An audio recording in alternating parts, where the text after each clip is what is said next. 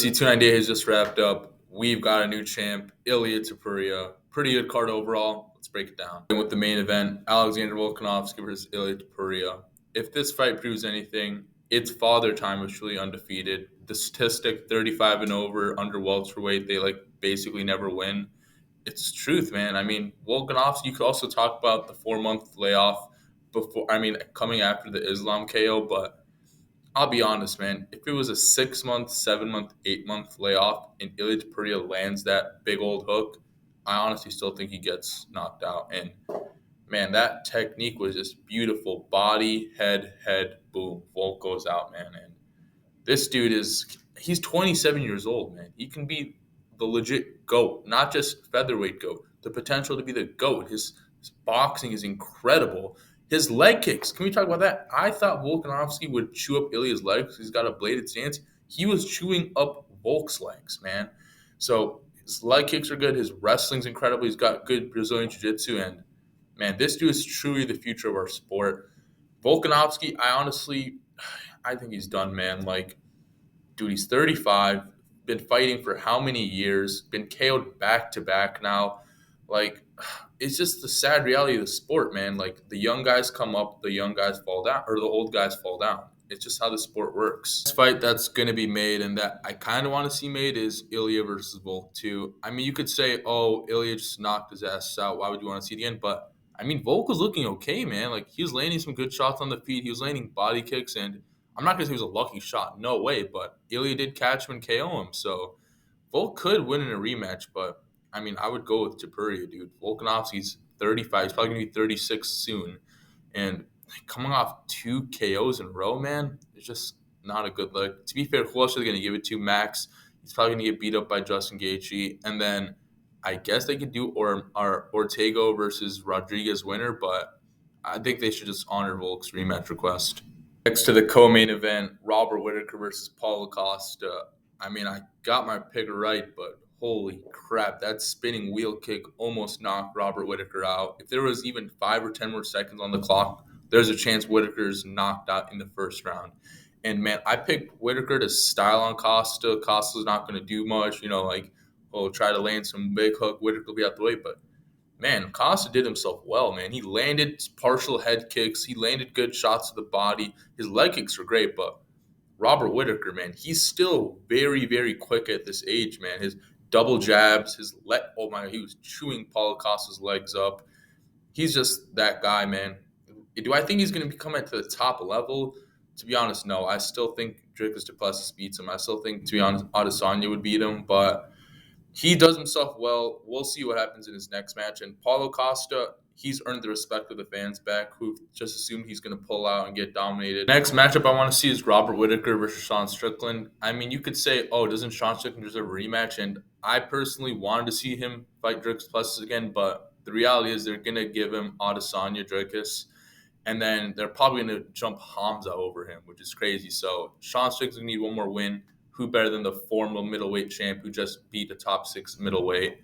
I mean, I want to see how this style matchup too. This will be a purely, strictly striking matchup. Can Robert Whittaker maybe land a head kick on Sean Strickland?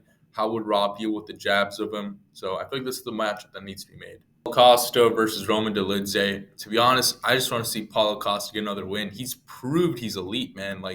You could say, oh, Robert Whittaker is not the same. He's not in his prime, but he's still elite. The only guy he's lost in the last couple of years is Dricus Du Plessis, the current champ, in a very close decision with Adesanya. Robert Whittaker is still the man. And Paulo Costa, I think he'll beat Roman Dolidze's ass, dude. Roman Dolidze has no striking. I don't think he's going to hold Costa against the fence for all this time. And let's be real, Costa doesn't deserve a top 5 guy like Cannonier or something. So Roman Dolidze, number 7, number 8-ish guy. I want to see this in Brazil 301. The feature fight, Jeff Neal versus Ian Garry. What a terrible fight, man. People are hating on Ian Garry, which I get. I mean, he didn't really let his hands go and kick as much as I think he should have and the fans wanted to see. But Jeff Neal, I don't know what he was doing, dude. He was just clinching against the fence, not even going for knees or anything, just holding against them. Ian Garry did get held against there for a little bit, but man, Jeff Neal just threw no punches, dude. And people are oh, he got robbed. No, I honestly just think Gary clearly won 2-1. 30-27 is a little wild, but Jeff Neal equals Neal Magny, dude. Ian Gary, he's good, but I don't know if he's like top level, would beat like a champion or number one contender type. Next fight I want to see is Ian Gary versus Colby Covington. Yes, it's a bit of a shoot up against the rankings, but come on. I think we all want to see this press conference, man. Colby Covington, it's not like he deserves a top five guy. He deserves to fight an up and comer for once, and he had a terrible fight versus Leon, so I don't think he should be calling any shots. And Ian Gary, man, I don't know. I just want to see if he can handle the pressure and the wrestling of Colby, and if Colby can vindicate himself, maybe prove that he's not terrible and washed up. If they could do this in Dublin, a fight night, that'd be pretty crazy, but a press conference would probably be more applicable. Jeff Neal, his next fight should be versus Kevin Holland. I honestly think after that performance, he doesn't deserve a top five guy, even like a top 8, 9 guy. I'm pretty sure Kevin Holland's like in the lower tens. And I don't know, man. Like, I want to see. I think Kevin Holland can make an okay fight with him. I feel like he could clinch with him, and then he would stand with him, a little bit. I don't know, man. Who do you want me to give Jeff Neal to? Freaking Gilbert Burns? Shavkat Rakhmonov? Again? I don't know. Who else does he deserve after that terrible performance? If Jack Della Maddalena loses, that would be a fun fight, but I don't know. I think he beats Gilbert Burns, so this is the fight I want to see. Bob the Machine Dvalishvili versus Henry Cejudo. Holy crap. You want to talk about pace and takedowns? He did this first Olympic gold medalist in two-division champ. And I think people are forgetting the first round. Henry almost knocked him down. He rocked him really bad. He took him down, controlled him, and he won that first round. And I was thinking, holy shoot, Henry might actually win. And then Merab just put an incredible pace on him, just did not slow down, takedown after takedown. Just he got a choke and started talking to Mark Zuckerberg. And I don't know how you beat. The only chance is Henry proved he could get shot on, right? Or sorry, get a shot landed on his chin and then possibly knocked out. So a guy like O'Malley could be not a nightmare matchup, but the perfect guy to do that to Merab. But once it reaches the third round, even the fourth and second, it's over, dude. Like, how are you going to beat this dude if he shoots 20 takedowns in a row? This dude's incredible. Henry Cejudo, unfortunately, he's going to retire. He said if he loses, he's going to retire, and he didn't get a post-fight interview, which kind of sucks. So at this point, there's no denying Merab. Sean O'Malley fights, beats, loses, whatever to Chito Vera. Merab's next. He beat Aldo, beat Peter Yan. Now he's beating Henry Cejudo. That's 3 former undisputed champs. There's no more hiding. Like, who else is he going to fight? Corey Sandhagen? There's no way they can justify that.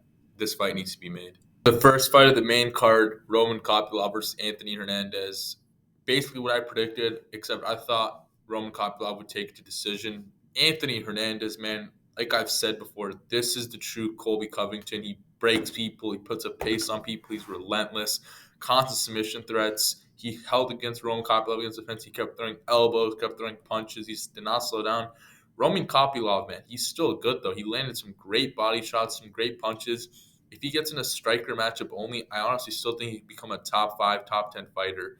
And Anthony Hernandez, man, I think he's got crazy potential. He needs to work on his striking a little bit because, I don't know, he didn't really land anything good on Roman Kopylov on the feet, but his potential is incredible. To be honest now, I want to see Anthony Hernandez versus a guy that can stuff some of his takedowns, proven to go 5 rounds. Jack Hermanson is that guy. I just want to see Anthony Hernandez in a striking matchup because Hermanson, he's not elite, but he's a very good grappler. He's got great takedown defense, so it'll force Hernandez to strike with him. I want to see if he can hang with the top 10 guy. So I think Roman Kopylov's next fight should be against Bruno Silva. I really want to see him against Chris Curtis because I still think he can get into the rankings versus striker, but he lost to number 15 Hernandez. He doesn't deserve another shot in the rankings. Bruno Silva is a guy that right outside the rankings that can earn you another ranking shot. So this would be a purely strict striking match. I'd love to see this maybe on 301 in Brazil. That was my recap and fights I want to see after UFC 298. If you got any comments or agreement or disagreement, please let me know down below. Thank you for watching. Please like and subscribe.